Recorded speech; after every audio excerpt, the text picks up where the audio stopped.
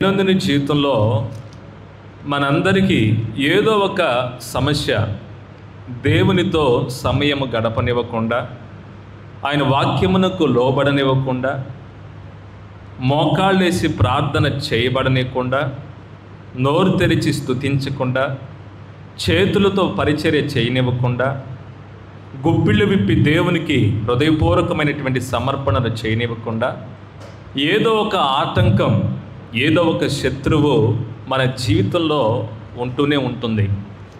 దేవుని వాక్యం అంటుంది, ఉత్సాహముగా ఇచ్చువానిని నేను ప్రేమించుచున్నాను అన్నాడు. ఏమి ఇవ్వాలి ఉత్సాహంగా? అసలు మన దగ్గర ఏముంది ఇవ్వటానికి? మన దగ్గర ఏముందండి? డబ్బా, వెండా, బంగారమా, వజ్రాల, గనుల?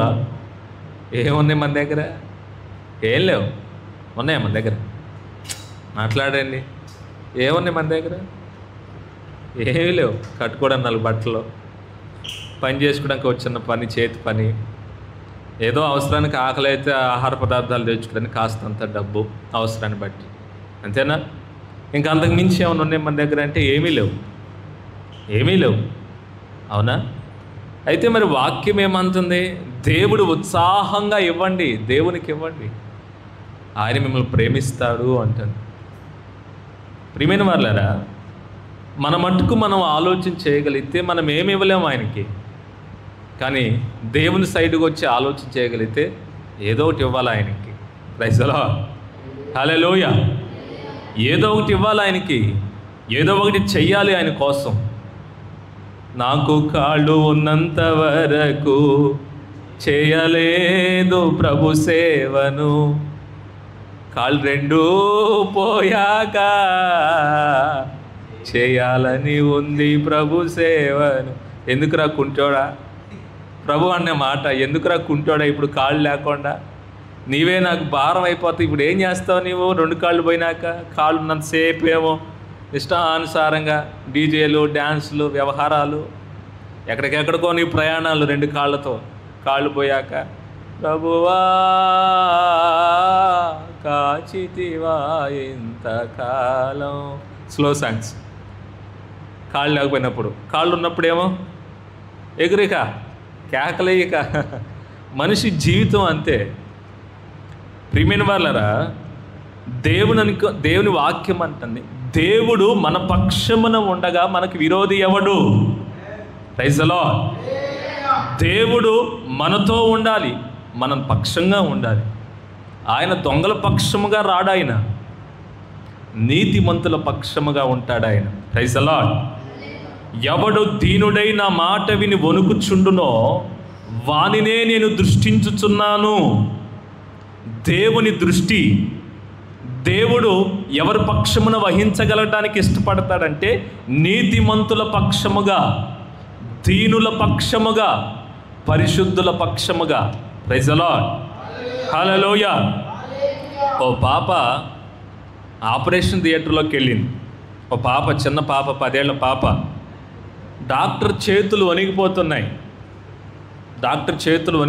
10 ఏళ్ల పాపకు ఆపరేషన్ చేయాలి. తన పరిస్థితి ఆపరేషన్ చేస్తే బ్రతుకుతుందో లేదన్నటువంటి పరిస్థితి. అప్పటికే డాక్టర్ గారు చాలా కంగారుగా ఉన్నాడు ఇంట్లో ఉన్న సమస్యలను బట్టి. ఆ పాప డాక్టర్ వైపు చూసి, డాక్టర్ గారు ఓ చిన్న ప్రార్థన చేసుకోవచ్చా నేను అని అడిగింది. చేసుకోమ్మా, చేసుకో అన్నాడు. అమ్మాయి కళ్ళు మూసి, ప్రభువా నువ్వు నాతో కూడా ఉన్నావు, నాకు భయం లేదయ్యా, నేను ధైర్యంగా ఉన్నాను. డాక్టర్ గారికి కూడా ధైర్యాన్ని ఇవ్వండి, డాక్టర్ గారు దిగులుతో ఉన్నారయ్యా, ఆయనకి మీరు సహాయం చేయండి ప్రభువా అని ప్రార్థన చేసి, డాక్టర్ గారు ఇంకా ఆపరేషన్ స్టార్ట్ చేయండి అన్నట్టు. డాక్టర్ గారు ఆశ్చర్యపడిపోయాడు. సంతోషంగా తనకున్న భయాలన్నీ పక్కన పెట్టేసి ఆ పాపకి ఆపరేషన్ చేశాడు. తర్వాత ఆ పాపకి ఆపరేషన్ సక్సెస్ అయిపోయింది.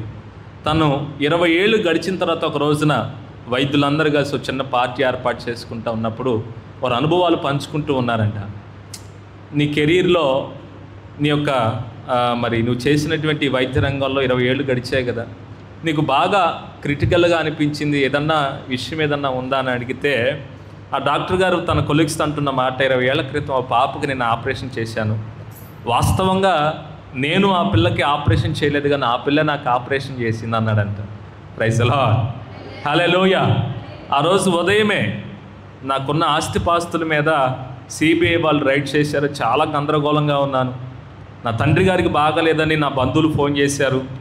ఆ సమయంలో ఆ పాపకి ఆపరేషన్ చేయవలసి వచ్చి గందరగోళంలో ఉన్నాను. ఆ పాప వచ్చిన ప్రార్థన చేసుకొని రిలీఫ్గా చాలా సంతోషంగా, దేవుడు నాతో కూడా ఉన్నాడండి, డాక్టర్ గారు నాకు ఆపరేషన్ చేయండి అంది.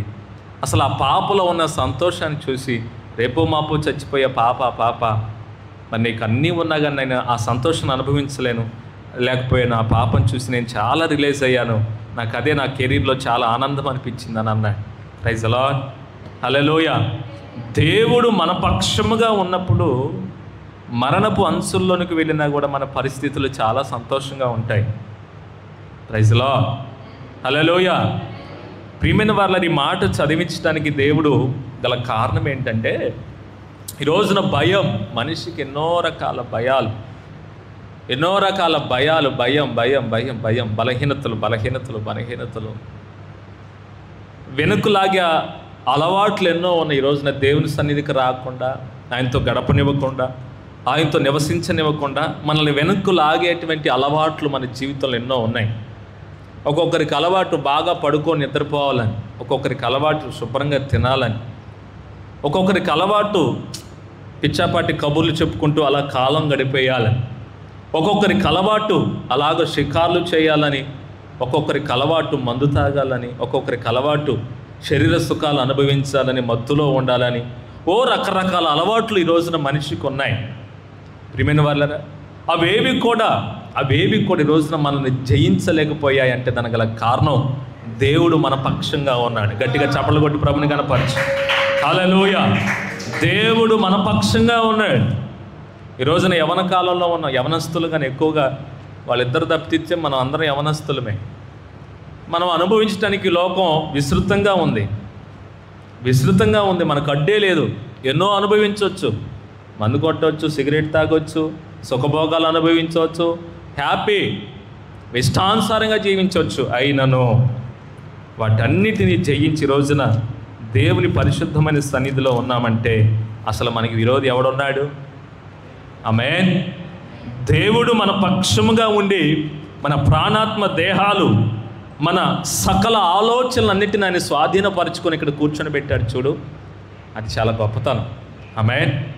అది చాలా గొప్ప విషయం అండి. మనం చెయ్యొచ్చు, ఈ రోజున ఎన్నో కార్యక్రమాలు చేయొచ్చు, ఈ సమయాన్ని ఎక్కడెక్కడో ఇవ్వచ్చు. ఎఫ్రమిట్రా ఇజరు ఎన్నో చేయొచ్చు మనం. అయినను ఆయన సన్నిధిలో ఉన్నామంటే మనకు అర్థం కావట్లా దేవుడు మన పక్షంగా ఉన్నాడని. హల్లెలూయా. ఎందుకు అని అంటే, తన సొంత కుమారుని అనుగ్రహించుటకు వెనుక తీయని ఆయన మన అందరి కొరకు సమస్తమును సమకూర్చగలడా లేదా?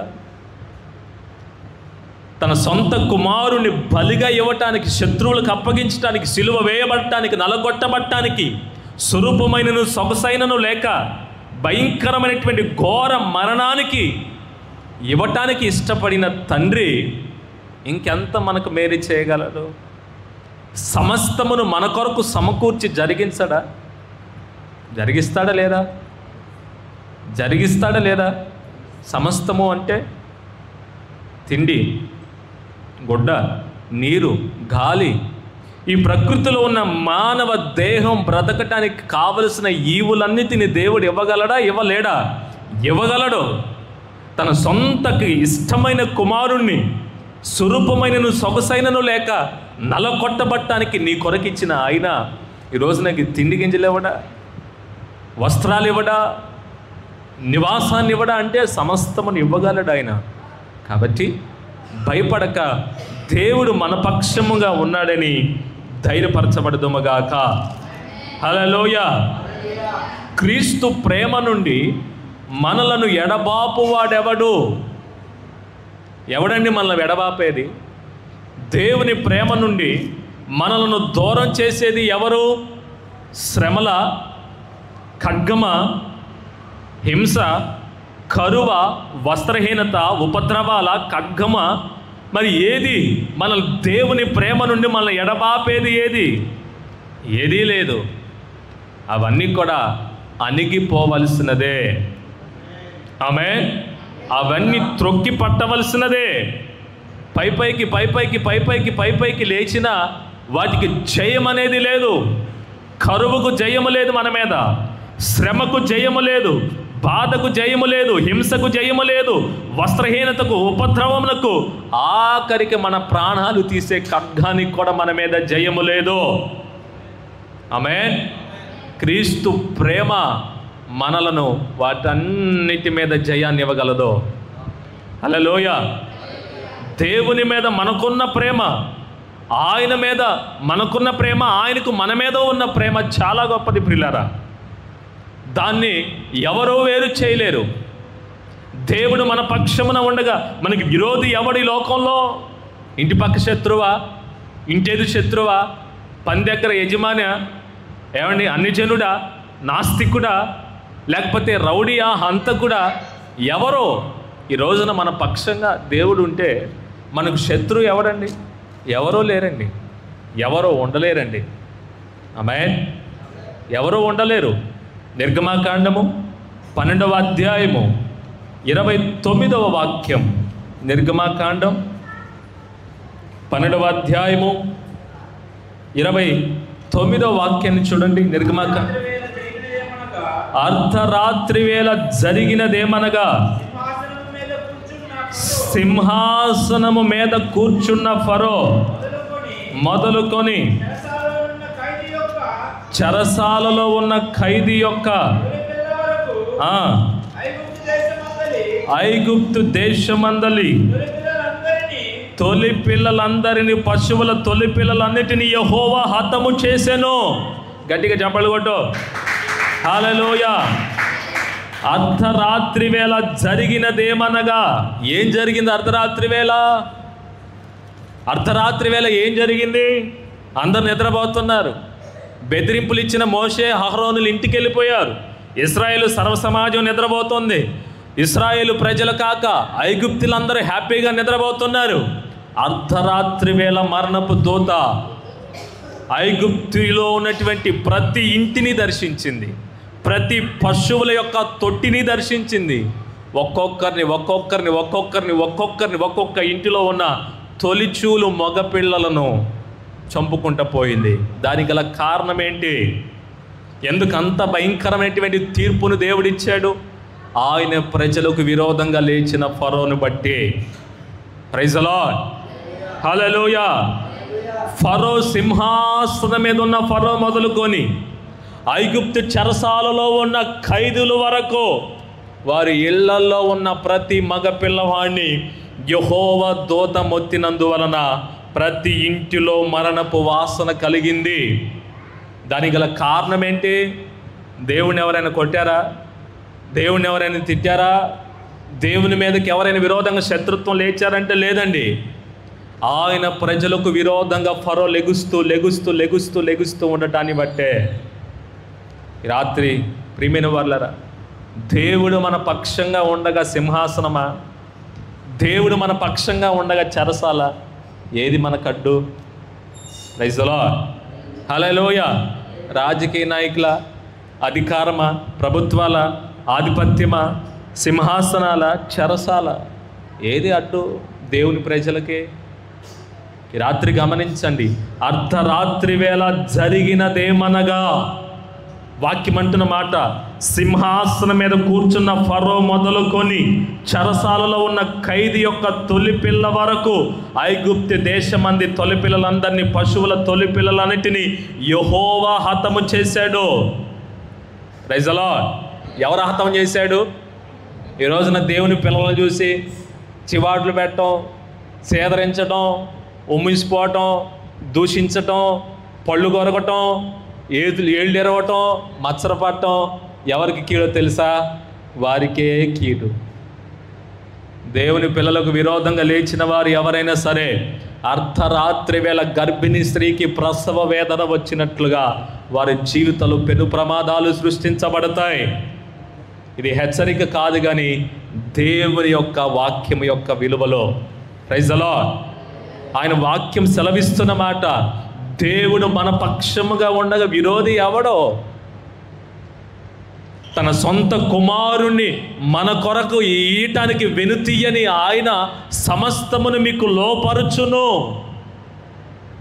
సాతానుని మీ కాళ్ళ కింద శీఘ్రముగా త్రొక్కించును. సమాధానకర్తయగు దేవుడు సమాధానం లేక ఉంటున్న మీ కుటుంబాల్లో సమాధానం లేకుండా చేస్తున్న సాతానుని మీ కాళ్ళ కింద త్రొక్కి పట్టునుగాక.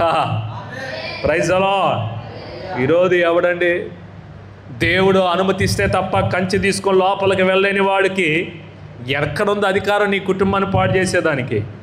ఎక్కడుంది అధికారం నీ సమాధానాన్ని పాడు చేసేదానికి? ఎక్కడుంది అధికారం నీ కుటుంబాన్ని హేళన చేయటానికి, అనుమతి ఇవ్వటానికి? ఎక్కడుంది? దేవుడు మన పక్షంగా ఉండ మనకి విరోధి ఎవడో? వాక్యం అంటున్న మాట, సింహాసనం మీద ఉన్న ఫరో మొదలుకొని చెరసాలలో ఉన్న ఖైదీ వరకు, వారి పశువుల తొట్టిలో ఉన్న ఆ పశువుల తొలి పిల్లలందరినీ యెహోవా హతము చేశాడు. Praise the lord. ఇదే ఫరో కూసిన కోతలు ఏంటో తెలుసా? చూస్తారా వాక్యాన్ని? ఇదే ఫరో కూసిన కోతలు ఎలా ఉన్నాయో తెలుసా? నిర్గమకాండం 5వ అధ్యాయం 4వ వచనం. అందుకు ఐగుప్తు రాజు మోషే అహరోను, ఈ జనులు తమ పనులను చేయకుండా మీరేలా ఆపుచున్నారు? మీ బరువులు మోయుటకు పొండెనను. మరియు ఫరో, ఇదిగో ఈ జనము ఇప్పుడు విస్తరించున్నది, వారు తమ బరువులను విడిచి తీరికగా ఉండునట్లు మీరు చేయుచున్నారని వారితో చెప్పాను. రేయ్, పనులు చేయండి, బరువులు మోయండి. మీరు బరువులు మోయడానికే పనికి వస్తారా? పనులు చేయడానికే పనికి వస్తారు? రే మోషే అహరోను, వీడిని పని పాట చేయకుండా సోమరులు చేయడానికి వచ్చారంటారా మీరు ఇక్కడికే? పొండ్రా నా సన్నిధి నుండి బయటికి. ఫరో అన్న మాటలు అవన్నీ. వీళ్ళు బరువులు మోయాలి, పనులు చేయాలి, వెట్టి చాకరీ చేయాలి నా కాడ అని చెప్పాడు. పిల్లరా, ఇంకో మాట ఉంటుంది, ఏంటో తెలుసా? 5:8 నిర్గమకాండం 5:8 చదవండి. ఇటుకలు చేయుటకు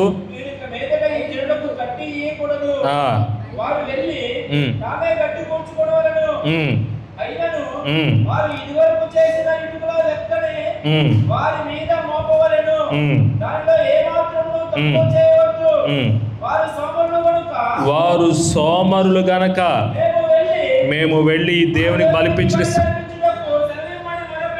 ఎవరినన్నాడు ఈయన మాట? ఇశ్రాయేలీనేగా.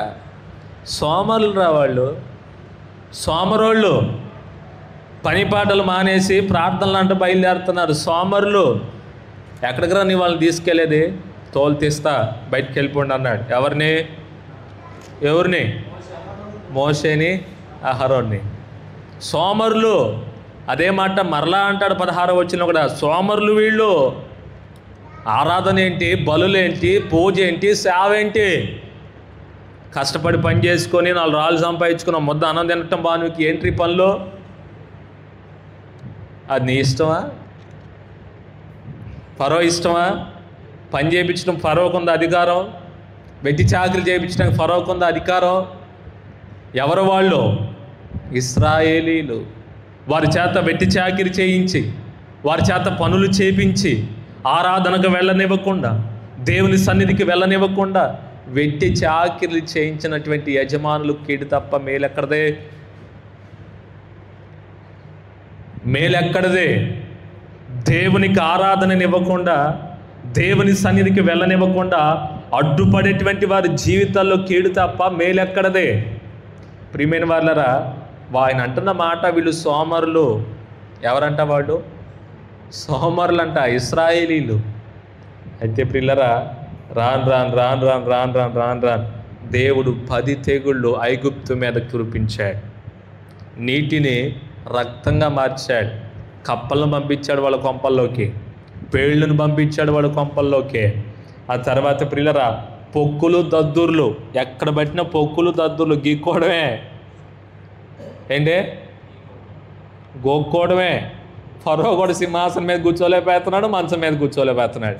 ఎక్కడ పెట్టిన దద్దుర్లు, పొక్కుర్లు. ఆ తర్వాత వడగండ్లు. ఏమని చెప్పగలం?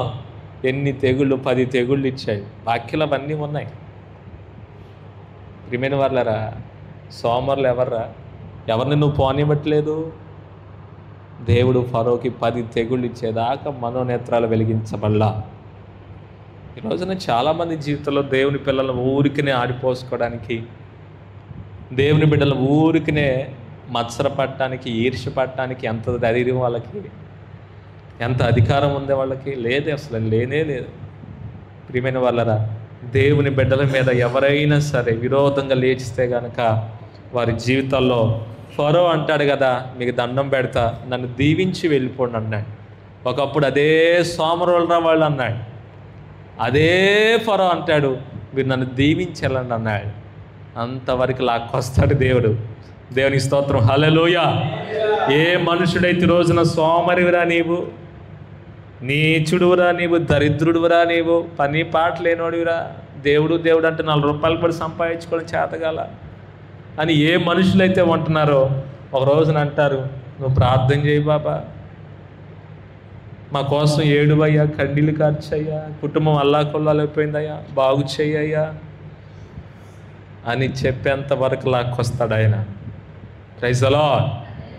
దేవుడు మన పక్షముగా ఉండగా మనకి విరోధి ఎవడో? అసలు విరోధి అనేవాడు ఎవడున్నాడు? నా ప్రియమైన వాళ్ళరా, నిర్గమకాండం 2:14 కూడా మాట ఉండొచ్చు.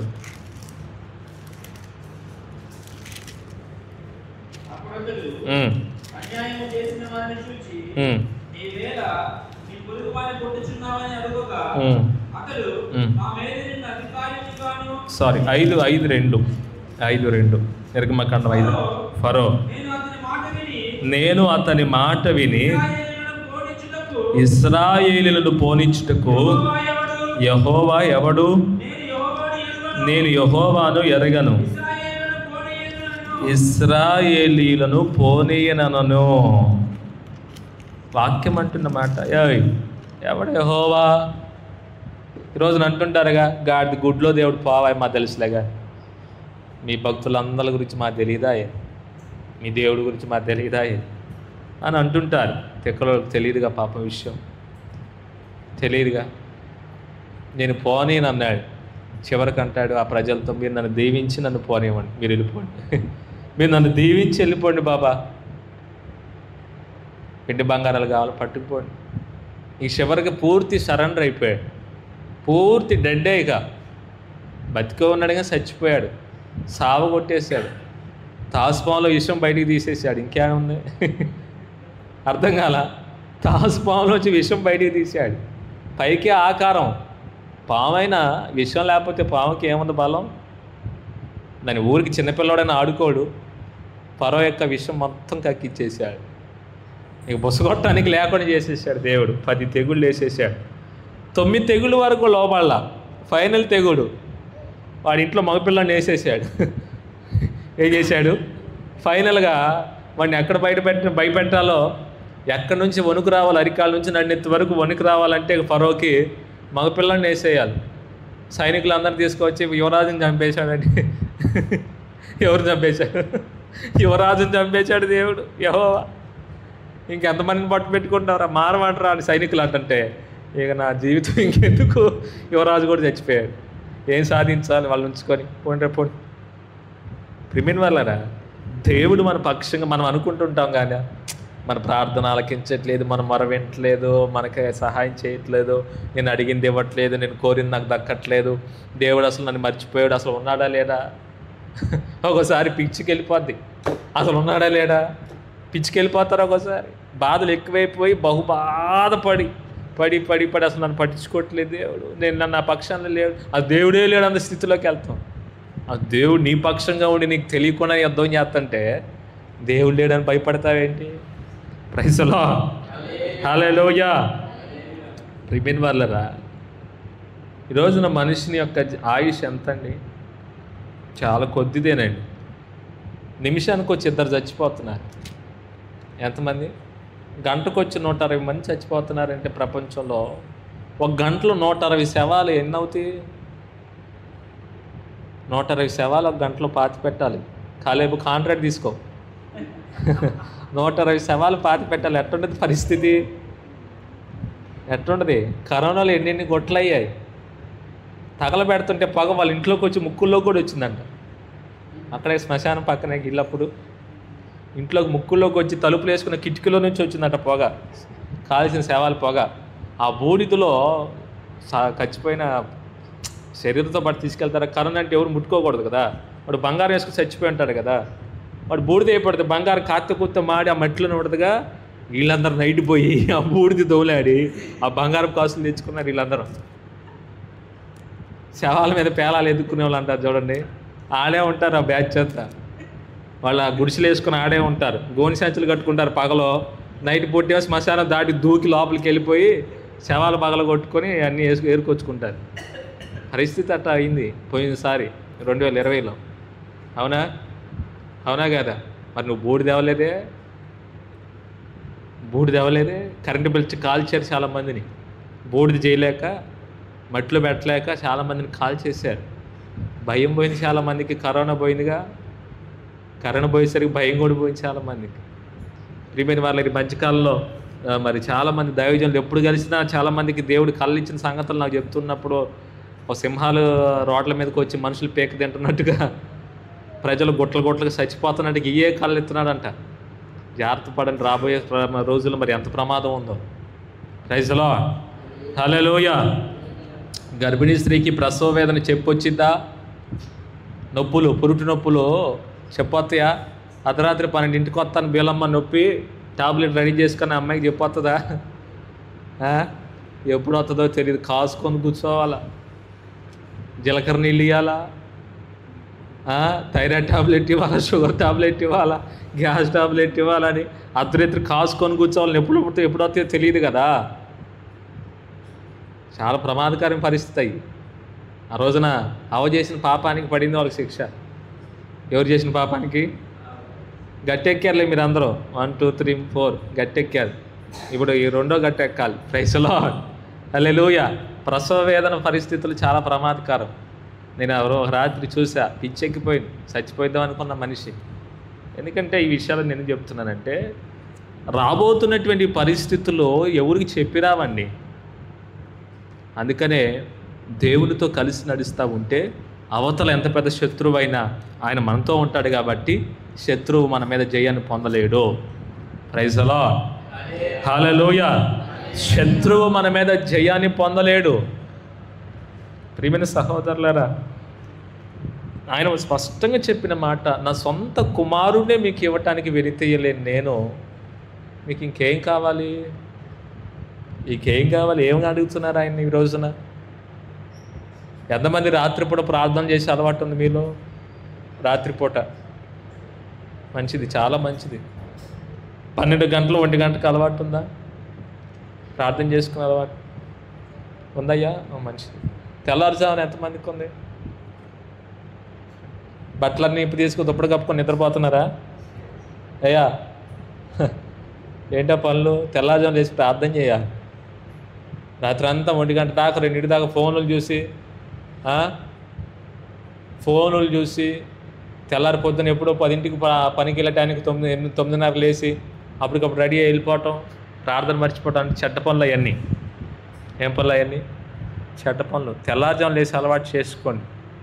Praise the lord. నాకు చాలామంది దైవజనులు చెప్పారు, నాకున్న బలహీనతే తెల్లారుజామున లేగలేను. మీకంటే చాలా దరిద్రులాగా ఒకలాగా ఉండేవాడు. పగలంతా, మధ్యాహ్నం అంతా, రాత్రి అంతా చేయగలను. ఒకప్పుడు 8ంటికి నిద్రపోయే అలవాటు ఉంది. కానీ ఈ మధ్యకాలంలో ఏమిటంటే, కెరీర్ పుట్టిన తర్వాత అది కాస్త 1 గంట అయిపోయింది. 12ంటికి లేచి అమ్మ అంటాడు. ఏంటి? మంచినీళ్ళు అడుగుతాడు, నీళ్ళు అడుగుతాడు, గిచ్చుతాడు. 12ంటికి లేచి కారులు తీసుకొని ఆడుకుంటూ ఉంటాడు. నిద్ర పట్టదు. 1 గంట ఇది. ఇక అప్పుడు నిద్ర పట్టి 4ంటికి లేవాలంటే తల నరాలు పగిలిపోతున్నాయి. అయినను ఈ మధ్యకాలంలో 2-3 దైవజనులు హెచ్చరించారు, స్పర్జన్, దేవుడు నిన్ను ఆశీర్వదిస్తాడు, మాకు తెలుసా సంగతి. నీలో ఉన్న బలహీనత 4 గంటలు లేచి కనీసం 5 గంటల, వాళ్ళు చెప్పిన మాట 6 గంటల దాకా స్తోత్ర ప్రార్థన చేయి, ఈ సంఘాన్ని దేవుడు అద్భుతంగా దీవిస్తాడు నిన్ను, నాకు తెలుసా సంగతి. చాలామంది అదే మాట 3 సేవకులు చెప్పారు, నన్ను బాగా హెచ్చరించారు అదే విషయాన్ని. నాకు ఒకసారి నా మనోనేత్రాలు వెలిగించబడ్డాయి. ఇక ఒక 20 రోజుల నుండి ఎంత కష్టమైనా లేచి ఒక గంట మీ కుటుంబాలన్నిటి కొరకు స్తోత్రాలు చెప్పడం, అలా ప్రార్థన చేయడం అలవాటు చేసుకుని ఒక 20 రోజుల నుంచి. అంతకుముందు లేచేవాడిని కానీ అంత పెద్దగా ఇదిగా ఉండేవాడిని కానీ ఒక 20 డేస్ నుంచి ఆ పనులు చేయటం ప్రారంభించాను. ఇవన్నీ ఎందుకు చెప్తున్నానంటే, దేవుడు మన పక్షంగా ఉండాలి అంటే ఇవన్నీ మనం చెయ్యాలి. ఆమేన్. మన దినచర్యలో ఇవి అలవాటుగా మారాలి. తినటం ఒక అలవాటు, స్నానం చేయటం ఒక అలవాటు. బ్రష్ చేయకుండా మనం ఈ రోజున ఏదైనా తింటాం ఉదయకాలం? ఎవరైనా ఉన్నారు అలవాటు కదా? బ్రష్ చేయకుండా గవగా మింగేసే అలవాటు, అవునా? పాస్టర్ గారు పొద్దున వేస్తున్నారు, బ్రష్ చేయలేదు అని అనుమానపడ్డా నేను. 8 గంటలకి లేచి ఏదో తింటుంది, 8 గంటలకి లేచి తింటుంది. ఈ మనిషి బ్రష్ చేయలేదు అనుకుంటా, మొత్తానికి ఆకలి తినేస్తుందేమో అనుకున్నాను. కానీ చేసింది. బ్రష్ చేయటం ఏంటి? అలవాటు. Praise lord. ఏంటది? అలవాటుగా మారాలి మన జీవితం. ప్రార్థన అంటే ఒక అలవాటుగా మారాలి. యేసు ప్రభు అనే దేవుడు వాక్యం వినటం, ప్రార్థన చేయటం, మందిరం పని చేయటం అలవాటుగా మారాలి. ఎంతమందికి మందిరంలోకి వచ్చి కాస్తంతసేపు అలవాటుగా వచ్చిన ప్రార్థన చేసుకు అలవాటు? వాడుక చొప్పున పౌలు, వాడుక చొప్పున యేసు ప్రభు సమాజం వాళ్ళకి అలవాటు మందిరం చుట్టూ తిరగటం. పౌలుకు ఒక అలవాటు మందిరం చుట్టూ తిరగటం. యేసు ప్రభుకు అలవాటు ఎక్కడ సమాజ మందిరం ఉంటే అక్కడికి వెళ్ళి ఎత్తుక్కుంటూ వెళ్ళిపోయి ఆయన ప్రసంగ వేదికలో నుంచొని కొన్ని మాటలు చెప్పి వెళ్ళేవాడు. సమాజ మందిరంలో ఉండబట్టే కదా 18 ఏళ్ళ నడుము వంగిపోయిన స్త్రీ అక్కడ దయ్యం పట్టిన వాళ్ళు చాలామంది సమాజ మందిరంలో చాలా అద్భుతమైన ఆశ్చర్యకార్యాలు పొందారు. ప్రియమైన వాళ్ళరా, నీ జీవితంలో దేవుని మందిరం ఒక అలవాటుగా మారాలి. ఆమేన్. ఒక ఆదివారం శుక్రవారమే కాదు, రోజు ఉదయ సాయంత్రాలు వచ్చి చక్కగా దేవుని సన్నిధి శుభ్రం చేయటం, ప్రార్థన చేసుకోవటం, మొక్కలకు నీళ్లు పోసుకోవటం, అలాంటి పనులు చేస్తూ ఉండండి. Praise lord. హల్లెలూయా.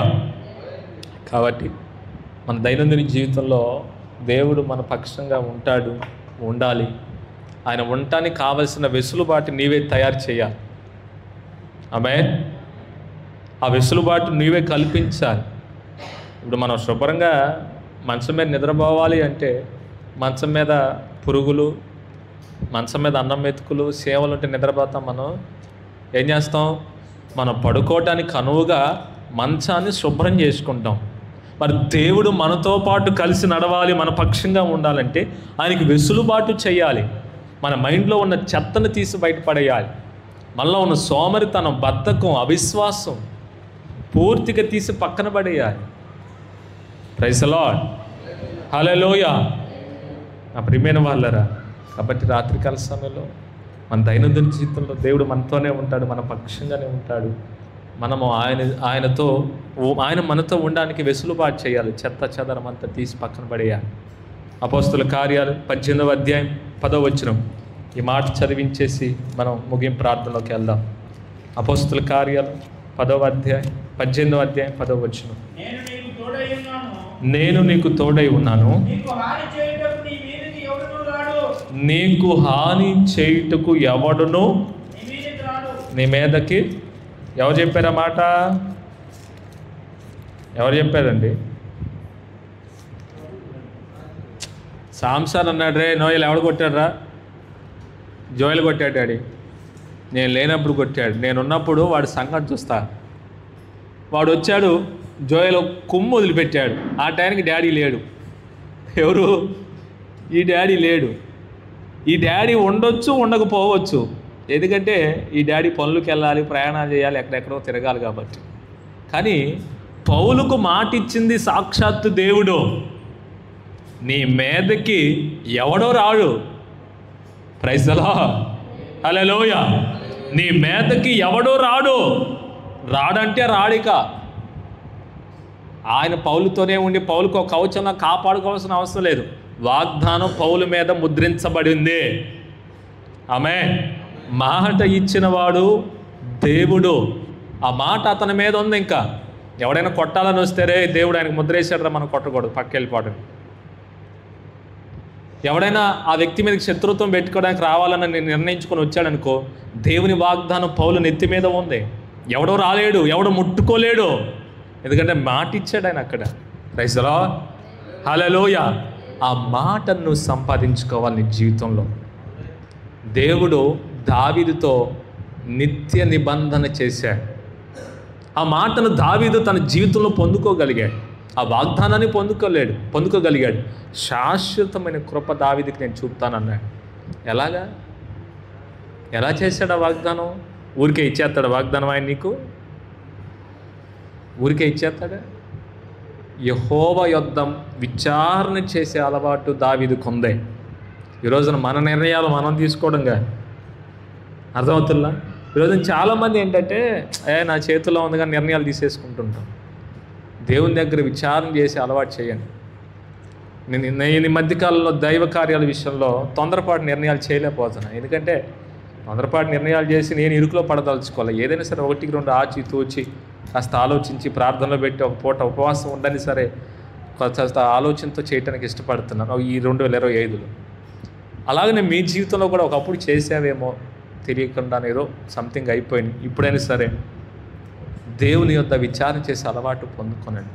ఎందుకంటే ఆయన దగ్గర ఒక వాగ్దానం పొందుకున్నామంటే ఎవడు నీ మీదకి రాలేడు. ప్రైజ్ ది లార్డ్, హల్లెలూయా. ఎవడునూ నీ మీదకి రానివ్వడు. ఆయన వాగ్దానం చేసినవాడు నమ్మదగినవాడు. కాబట్టి పిల్లరా, మన జీవితంలో ఈ పూట మనం నేర్చుకున్నది ఏంటంటే దేవుడు మన పక్షంగా ఉండాలి అంటే వెసులుబాటుని ఇవ్వాలి. మంచి అలవాట్లు నేర్చుకోవాలి. ప్రార్థన చేయటం, పరిచర్య చేయటం, దేవునికి ఉత్సాహంగా ఇవ్వటం, పరిచర్య చేయటం, దేవునికి ఏదైతే ఇష్టముందో అలాంటి పనులన్నీ చేస్తూ పోవాలి. అప్పుడు దేవుని తప్పనిసరిగా ఆయన మన పక్షంగా ఉండి మన విరోధులందరినీ దేవుడు మట్టి కరిపిస్తూ వస్తాయి. ఆమె తల్ల వంచండి, కళ్ళు మూయండి, ప్రార్థన చేసుకుందాం.